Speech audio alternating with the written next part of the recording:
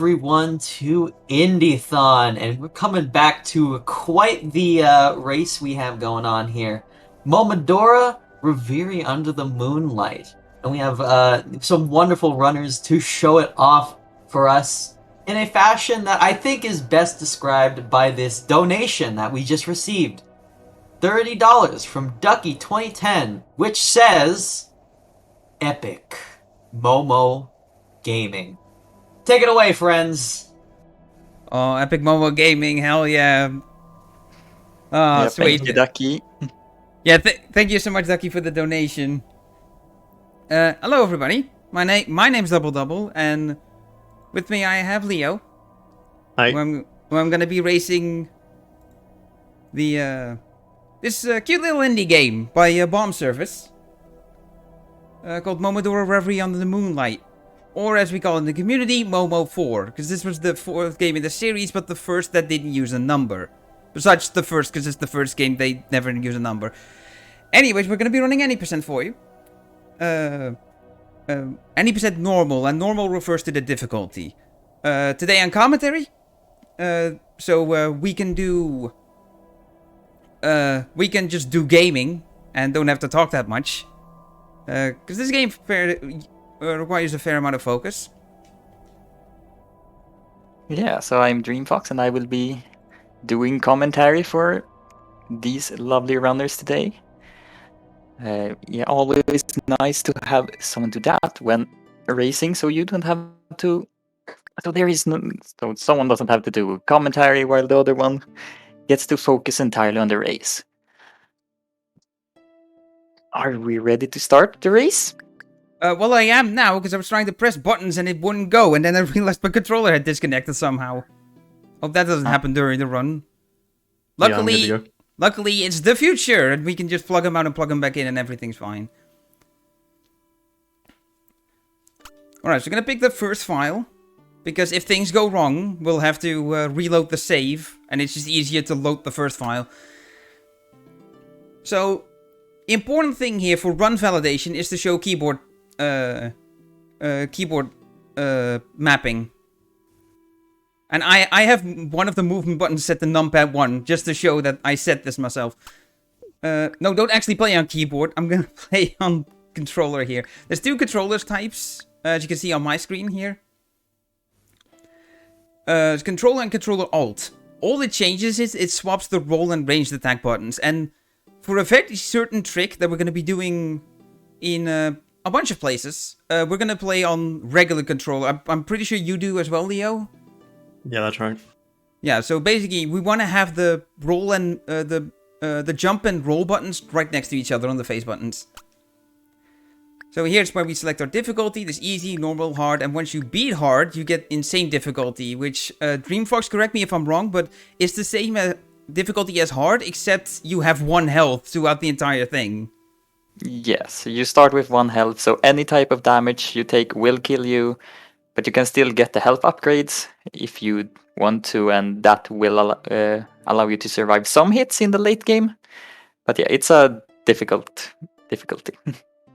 Maybe someday I'll pick it up. Well, yeah, It time is is a gonna... fun speedrun category. Yeah. Can recommend. Shoutouts to Half Coordinated, who ran it at GDQ a couple years ago. Anyway, time's gonna start here when we select normal. So DreamFox, feel free to count us in. Okay. 3, 2, 1, go! Good So luck, yeah, have fun. good luck, both of you. So this is a 2D action platformer that takes some Metroidvania and Dark Souls inspiration. It is a fairly short game, takes around 4 hours to beat on your first playthrough. So it's a nice, short, sweet game.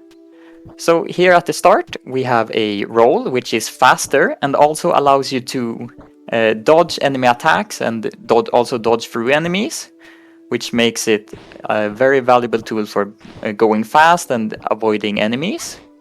Then you have a jump, you also have a double jump, you start out with that in this game. And then you have a bow that you can use for ranged attacks. You also have a sacred leaf that you use for melee attack combos, which is fairly unique and pretty cool in my opinion. And you saw them hit a bell. Those are the save points in this game. And every time you die, you reload back to the last time you saved. So there is no saved progress if you die. Instead, you have to reload from the last checkpoint. And in this first area of the grove, there are 2 objectives that you do in the run. The first is to get through the area so you can progress. And the other is to gain 80 money, which is the currency. And that is what you can see in the top left beneath the health bar. Because with 80 money you can buy an item that will speed up some boss fights. The grove is one of the more difficult areas to go fast through because of the imp enemies. How they behave is random, so you can't just go like the same line every time. Because if you do, the imps might stop you. So getting through the grove fast requires a bit of luck and a lot of practice in order to be able to react to what the imps are doing. And because like grinding out 80 money would be very slow, so we grab a few chests with money in it on the way through the grove. In that last room, you can make that elevator cycle if you are quick instead of having to wait for it to start going down, but that's not always possible. Yeah, And the random movement of the imp made me get hit, and that threw me off, so I wasn't able to make the cycle. Okay, Also- it wasn't just me. Yeah. Also, while we take on the Dea here, do you want to talk us about the special roll that we do when we go into the air? Oh yeah, yes. Right, so there is... if you press the roll button and the jump button at the same time, you perform both actions simultaneously. It's not intended by the game, but it allows you to get the invulnerability and the like speed from rolling, while also getting the height from a jump, which is very useful for dodging through specific enemies and general mobility. And that was the first boss fight, Idea. Idea is not super difficult, but you saw them get an item after the fight. This game has special boss items that you get if you finish a fight without getting hit. So take no damage in a fight and you get a cool item. And here is the shop where we spend the 80 money in order to buy a crystal seed. So there are 2 types of items in this game, active items and passive items. Passive items you equip and then they have an effect as long as they are equipped. The pearl that we get from the first boss is one such item. And the crystal seed that we bought is an active item. Active items have a set number of uses, and every time you go and save, you refresh the amount of charges they have. So you can use them a few times and then have to go recharge them. And here is the second fight against Mocha. Mocha is a small, annoying little enemy who, much like the imps, likes to jump around randomly. So getting the handle on Mocha can be quite difficult. And it seems like Double took a hit and decided to reset, because the item you get from this fight is very important for the speedrun in speeding up boss fights and making them easier. And this fight is not only Mocha, it's also against Lubella. It's a 2-part boss fight. Lubella is known for wanting to go to the beach because she loves diving. And if she dives, she goes off screen and you can't damage her during that time, which is something we do not want. Yeah, so also something I want to add is that I went back to the save point before, and that was just for marathon safety. And since I got hit on Mocha immediately, it's a good thing I did that. That is very true. So the item that the crystal seed item that we bought gives you extra damage for a short while. The item that was dropped from Idea gives a poison property to your arrows, which wherever your arrows collide, like where they hit, they spawn a poison cloud which poisons enemies. But it can also poison you, so if you can accidentally poison yourself during boss fights and lose out on the boss items. And the item that Lubella drops is the Bachman patch, which when you use it, it will spawn a bunch of blocks that fall from the sky and damage enemies, which is a very nice damage increase. And now, the next area we're going through is the subterranean graves. This area features some underwater platforming and annoying bats. The bats spawn on the opposite side of the screen, but at a random height. So sometimes they spawn right where you want to go, and sometimes they are just nowhere to be seen and can be safely ignored. Yeah, they'll be the bane of your existence during insane runs. Oh yes. They sure are. Also, one thing, yeah, before I give it back to you, DreamFox, one thing I want to talk about is the method we use to mash through the buttons. Both the attack and roll, the jump and roll button that we have, so those two face buttons, they advance text. So we match both because pressing two different buttons is easier than pressing the same one twice. Yes. So underwater, you move pretty slowly. But the roll speed is basically the same as when you're not underwater, so it is very important to be rolling at all times when underwater. And also another thing that makes this area super scary is all of these spikes you see around. Spikes in this game are an insta-death. So yeah, especially in a race like this, getting hit by spikes and being thrown back to the last save point will lose you a lot of time, so it is very important to, well, play it safe, but sometimes you really want to risk it and try to do a roll jump over spikes. And since that is a input that requires you to do a roll and a jump on the same frame, if you fail it, a lot of the time you end up dying. So that is a very risky move that allows you to speed up this area a bit and certain other areas, but also very difficult and risky to pull off with high cost of failure. So Leo was unlucky there with that bat. In that previous room there was a switch you need to shoot with an arrow, but the bat can spawn in such a way so that it blocks the arrow, which is a bit unfortunate. And here we are at the third boss fight versus Derelict Frida. Before the fight there is an enemy that you can shoot with a poisoned arrow, which luckily kills the enemy before the boss fight starts, so you don't have to worry about it. Frida is lovingly known as the dumb drinking bird in the Momo community. It's not a super difficult boss. If you start out the fight by using two Bachman patches and then standing in the corner, you won't get hit by any attacks, except for if Frida tries to charge up the big laser beam, but then you can just walk up towards Frida and stun her out of that animation, and then just go back to the corner and continue shooting arrows. And unfortunately, Double died on the way to Frida, so Double will have to redo a segment. Yeah, one of my worst rooms right there.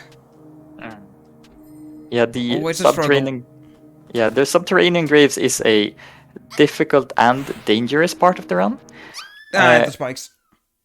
Yeah, I feel like this run has more dangerous parts early on, and the more like randomness to it early on than later, which is kind of nice because if you get a run going and like get out of the grove, the first area, then you have a much higher chance of getting a run going. Like 90% of my runs or something are reset in the grove, so it is nice that the resets happen mostly at the beginning. And the item that you get from Frida is also another item that is very useful for killing bosses. Most of the items that bosses drop are very useful in the speedrun, except for one. So the next boss that Leo is going to fight against is the one boss where we really don't need the boss item, so we can get hit during this fight without any issues. And the Frida item is another active item that causes a magical explosion, which does a good amount of damage to an enemy. And this fight is a refight against Lubella. She is harder now, with combos to her attacks. Like in the first fight, she would do like one set of orbs. This time she does 3 sets of orbs from above. And now you can see the dive attack. It's just she dives off screen and you can't really do anything. So it's definitely an attack you do not want to see in a round. Unfortunately, Leo got hit right at the end, right before Lubella died. So that would be another boss fight there. While Double sits in the corner and spams arrows away at Frida. And that is just what she deserves. Other than, like, Frida can spawn dog. You can fight Frida in melee range and attack her. But that is more difficult and dangerous, but it is faster because you can do melee attacks and ranged attacks at the same time. But the dogs especially can be very tricky when doing that. So, one thing I haven't really mentioned is that you can charge up your ranged attack. And you can do that while doing melee attacks and melee combos. So for optimal damage dealing, you want to be doing melee combos while your arrows are charging, and then release your fully charged arrows. And here we go. Leo defeats Lubella 2. That was a nice fight. Yeah, I'm just on my way. Also, something that hasn't been touched on yet that we've been using throughout the fights against both Lubella and Frida is the Konami Fairy. That's Konami with a C. By inputting the directional inputs of the Konami code, so up, up, down, down, left, right, you can summon a little fairy that spawns lasers, shoots lasers in random places in the room. And yeah, you get one use of it, and you can replenish it like at a save bell, just like any item. So it's like a special secret item. Yes. And after defeating Lubella 2, you unlock the best part of the game. You can turn into a cat. As a cat, you are smaller, you jump higher, you are faster, but most importantly, you are cuter. As a cat, it's easier to platform, and for optimal movement, you want to be doing roll jumps to move fast. Because there is some end lag to the rolling animation, so just rolling is not faster as a cat, but roll jumping and then cancelling the roll animation with a melee attack in the air is faster. Alright, nice Lubella first try. Lubella 2.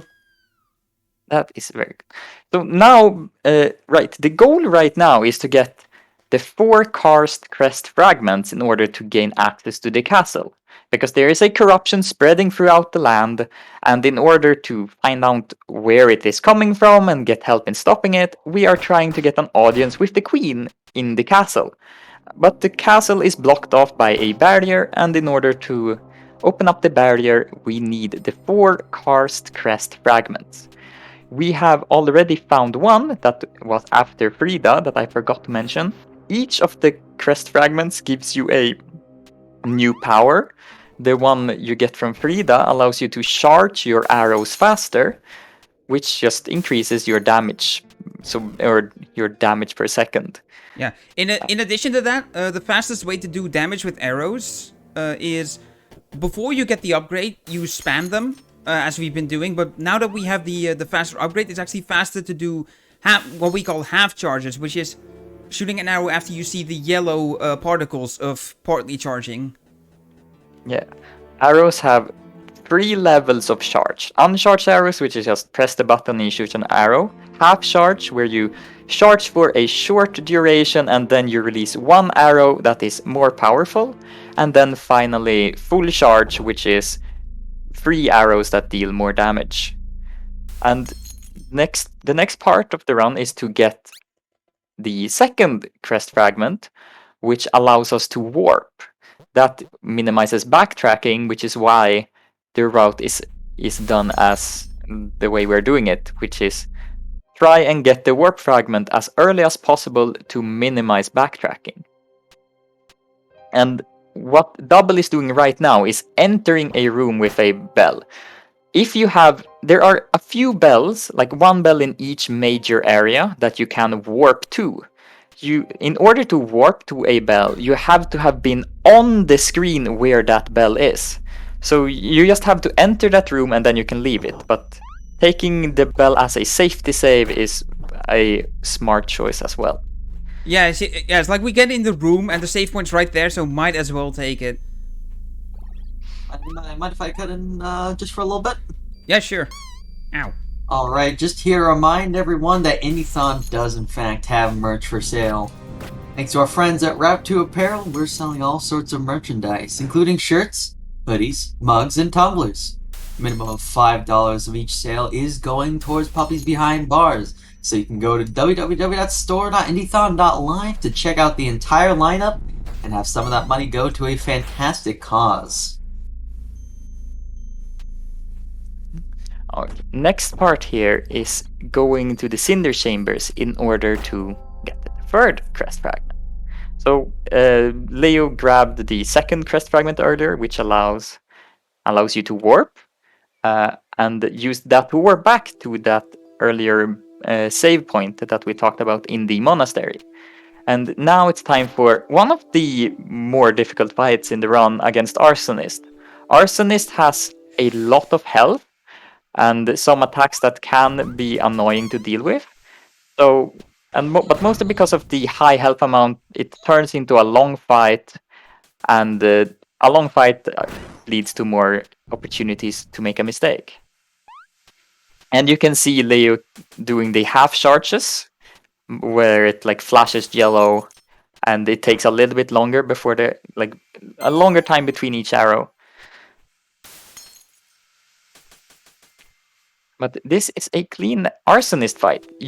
Ideally, you want to be as far right on the screen as possible when the fight ends, and you also want to be close to Calf here, the knight. That's because Calf wants to talk to you after the fight, and if you are close to her, she doesn't have to run to you. And if you are close to the right, then you are closer to the exit of the screen. And Arsonist drops one of the best items for the run. It is a passive item that adds a flame effect to your attacks. So your arrows and your melee attacks do a little bit more damage. But it also works with the Bachmann patch. So each block that falls from the sky will have that added flame effect. And that adds or makes it so that the Bachmann patch does around 3 times or 4 times as much damage as it usually does, which turns it from a nice damaging item to a boss killer. Is that why the Bachmann patch does so much more? That explains a lot. I never noticed the particle effects on it, but they are there. I thought I'd just mention I actually golded Arsonist, which is a bit of a surprise. Yeah. Also, one important thing to mention, which is why I mentioned earlier when we were talking about the Konami Fairy, is that we don't use it in the Arsonist fight solely for the reason that the lasers get spawned randomly in the room. And yeah, this room is massive where you fight Arsonist. Okay, can I... Oh. Yeah, there are some explodey barrels in the Arsonist fight, or in the Arsonist room, so if you use the Konami Fairy without thinking, you have a high chance of blowing yourself up, which is not useful. And is it now, bad that I use the fairy? I mean, oh no, you can use it. You want? I've done it like for my first couple runs, for like just blowing up the barrels, so you don't get hit by them. And there are strats where you time the fairy, so you use it at a specific time and then it's safe, but it requires more thought. And Leo just fought probably the coolest boss in the game, and with the combination of Bachmann patch, sparse thread, and the Arsonist item, Brennan just gets obliterated. That is the fight with probably the coolest soundtrack in the game, one of the most fun fights to just do casually, but in the speedrun, we just say goodbye to her because we are very powerful now and we want to go fast.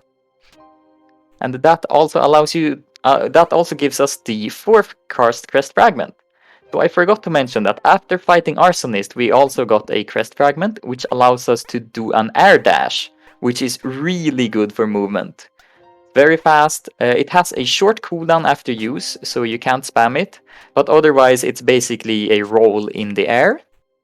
And after fighting Fennel, you get the final Crest Fragment, which adds another level of max charge to your arrows, which is 5 arrows shot rapidly, like in quick succession, which does a massive amount of damage, especially after the latest patch, where the damage of that attack was buffed. But in order to reach the Queen, we first have to go through the Royal Pinacoteca, which is a really fun area that has some intense platforming, lots of verticality. You have to switch between cat form and human form a lot, which makes for a intense and very fun area to go through. And Leo just did a small detour in order to grab an item called the Sealed Wind. The Sealed Wind is not an item that we use in boss fights at all. We use it to open a secret thingy in order to upgrade. Well, it's used to get the true ending of the game. Oh no. Unfortunately, Leo died there on the way through the Royal Pinacoteca, just one room before reaching the checkpoint again, so that entire section has to be redone. And the Double is doing the Fennel fight. For the third time, because it went wrong a couple times. That's pretty common. So you're fine, Leo. I only just beat Fennel. You're good. you got leeway. Yeah, specifically this room to grab the Sealed Wind has some really cool strats if you want to go really fast that are difficult to pull off, but when they are done cleanly, they look really nice. And let's see if Leo can get to the checkpoint this time. Yes. Leo manages to make it back to the save point. So you don't, strictly speaking, you don't need to take that save point because there is a boss fight afterwards and you don't need to replenish any items. But this boss fight is notorious for going wrong. And it drops a very powerful item. So you would want to have it. So before the fight starts, we use a Bachmann patch and we skip the opening cutscene. This allows us to get 2 Bachmann patches off before the fight begins. And luckily, Lupiar denied, like the first phase of the boss went really well. Lupiar can decide to roll a lot, and when she rolls, she has iframes, so if you're unlucky, she just rolls out of your damage, and she's a very difficult boss to handle without using the Bachmann patch and the sparse thread. Because she is immune to arrows, so you can't attack her safely, and you don't stagger her easily, and she has quick attacks, so if you mess, or if she doesn't cooperate, you are probably going to have a bad time. And after defeating Lupiar and Magnolia, you get the heavy arrows if you do them without getting hit. How did I survive that? I landed in between the platform and the spikes. I didn't know there was space in between there. Oh yeah, there is one segment there without one tile. Yeah. Wow. So here Leo is using the Bachmann patch to hit a switch that is off screen that allows us to open up a shortcut instead of going around like the entire castle, which saves a lot of time. And now we are doing, it is a final detour in order to unlock the true ending of the game. With the Sealed Wind that was picked up in the Royal Pinacoteca earlier, we are going back to a part of the Karst City, which has a windmill. And we're going to use the Sealed Wind here in order to activate the windmill, and that will open up a secret path. And inside the secret path we will find a well where we can dip our leaf in it, and it upgrades it from a red leaf to a green leaf. And so now it does more damage, which is very nice. Yeah, it's called the fresh spring leaf that we get. Yes, and Oh, I obvious. just like the tea. Yeah. Yeah, you dip it in some tea that is in the well. And obviously, green is better than red, Luigi is better than Mario, so obviously the green leaf does more damage. And with that upgrade, with the upgraded leaf, it's just time to go fight the final boss. It's just make your way through the castle. There is one mini-boss left on the way, and then there is the final fight. One item I forgot to mention is the item you get for killing Pardoner Fennel without getting hit. It is called something blood stained tissue? The Tainted Missive. Tainted Missive. Tainted Missive, that's right. That's the name of the item, yeah. Yeah, thank you. It is sort of like the crystal seed that we bought at the start of the game. But while the crystal seed increases your damage by 50%, the Tainted Missive increases your damage by 100%, but it costs 25% of your health when you use it. And it can kill you, so you have to be careful when using it. So on the way to the Queen, we have this mini-boss, the Clone Angel. She spawns clones of herself, and you have to attack the correct one. How do you know which one is the correct one? Well, the unintended way that we speedrunners use is look at which one hovers closest to the ground, because for some reason the correct angel always hovers a slightly closer to the ground than the fake ones, while in the intended way is to look at the attacks and see that, oh, the real one's attacks flashes white and blue, while the fake attacks only like glow white. And Double finishes off Lupiar and Magnolia cleanly. Yeah. And Kind of a miracle, because I paused too late, so I missed a bunch of the first Bachman patch. Leo manages to make their way through the final part of the castle. That elevator ride is where the nerves start to kick in a run. And we are entering the final fight against the Queen. The Queen is a three-phase boss fight. Assuming everything goes well, get ready on time for Leo, by the way. Oh yeah, there is one more phase for Leo to fight, and when the final hit on Queen is dealt, that is when time. Yeah, on phase 3. Yes. Yeah, I'll be ready to call it, don't worry.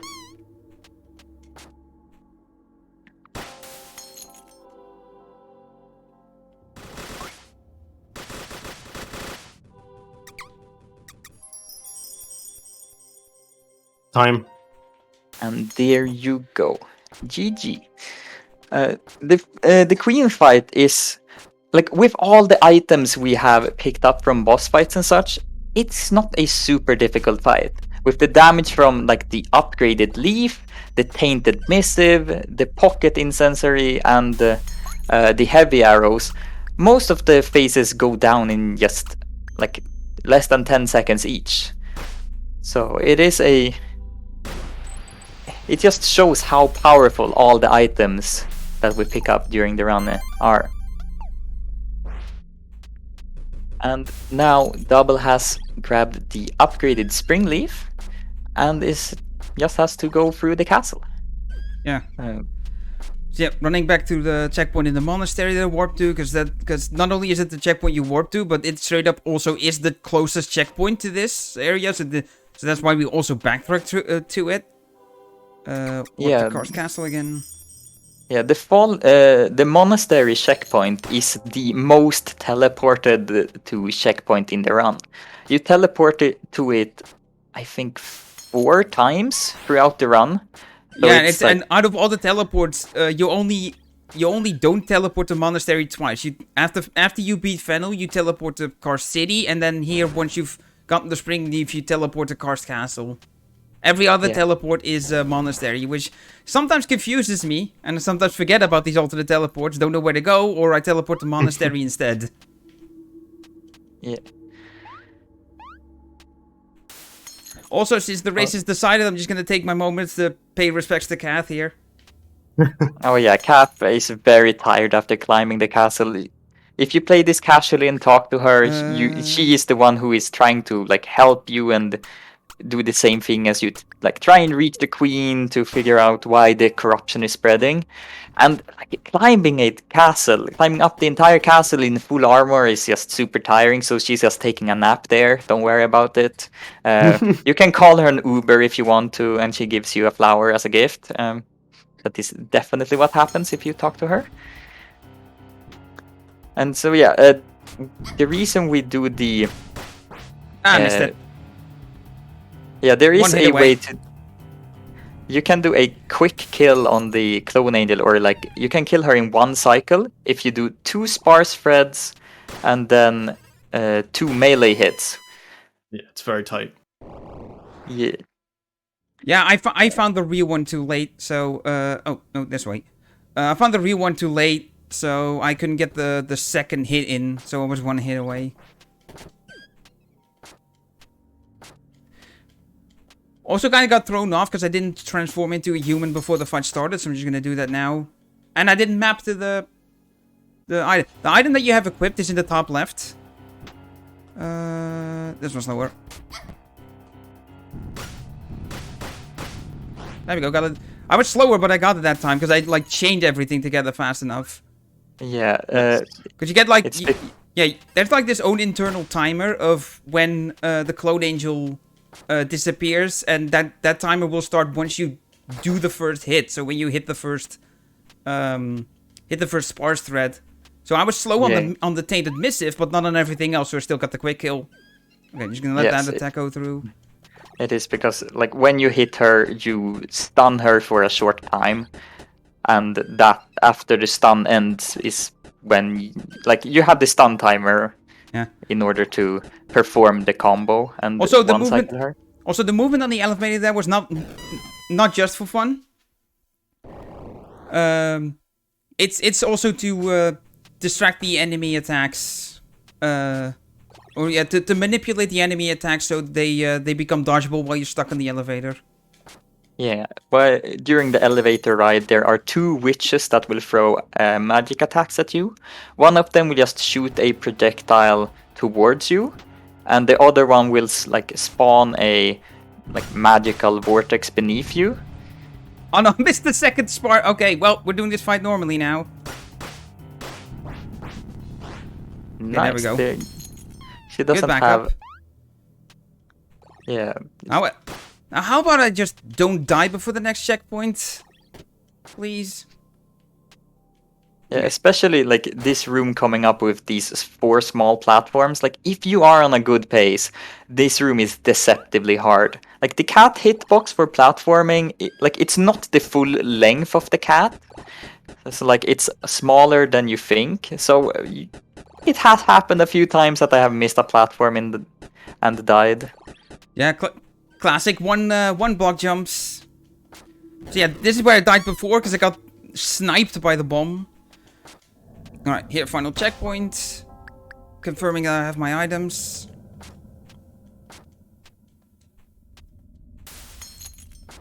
Okay, get Good the luck missive with ready. the queen. Yeah, alright, so yeah. I'm hopefully just gonna do this first try, so get ready on time.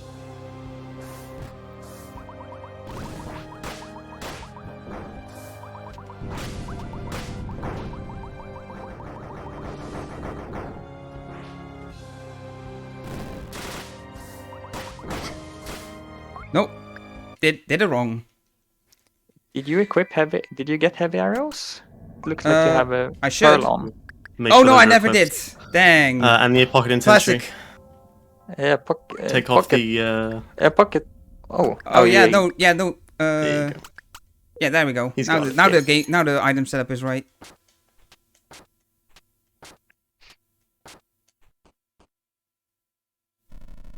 Yeah, the amount of times I've come into the queen fight forgetting to equip my heavy arrows. It's a easy way to waste a lot of time.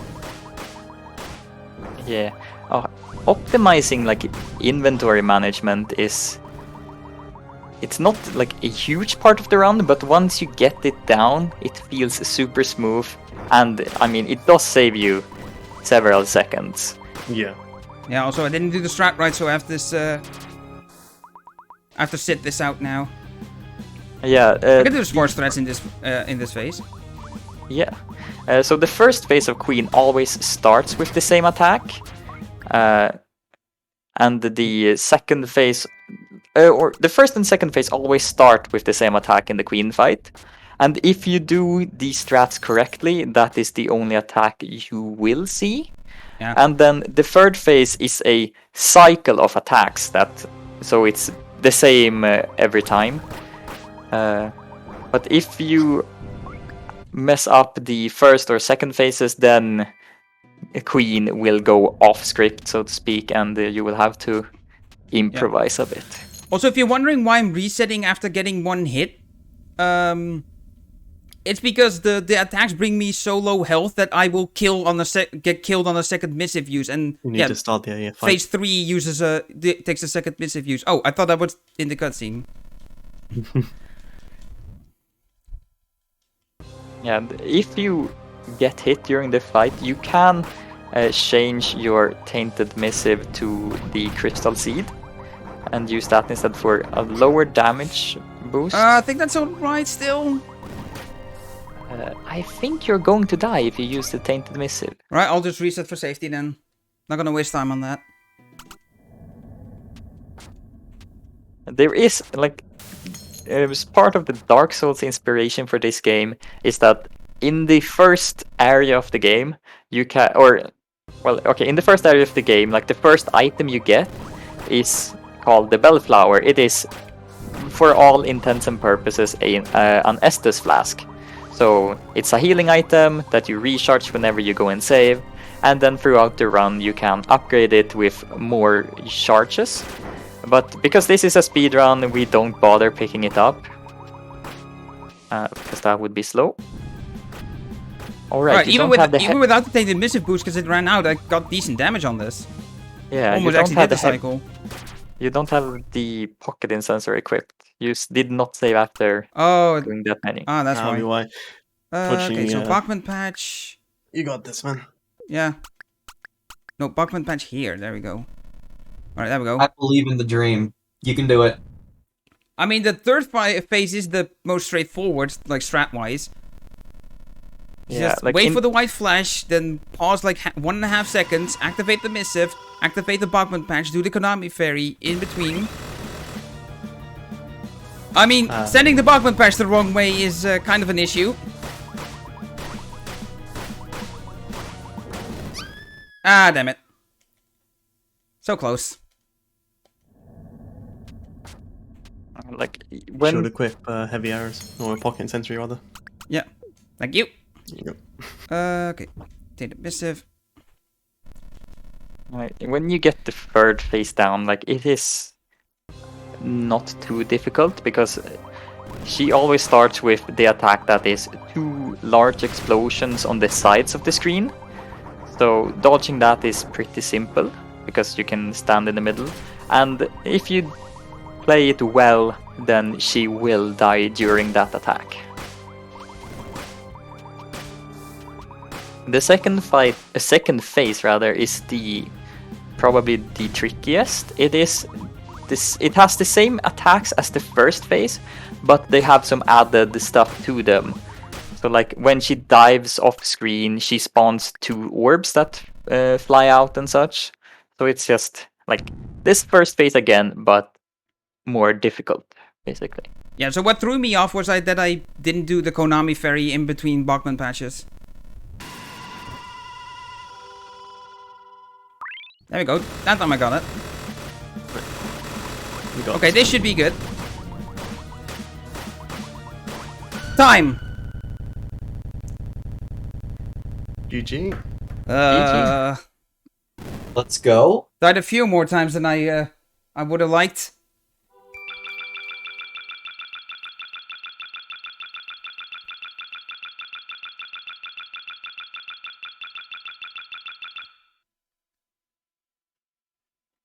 Oh yeah, and Leo is on one of the best screens of the game.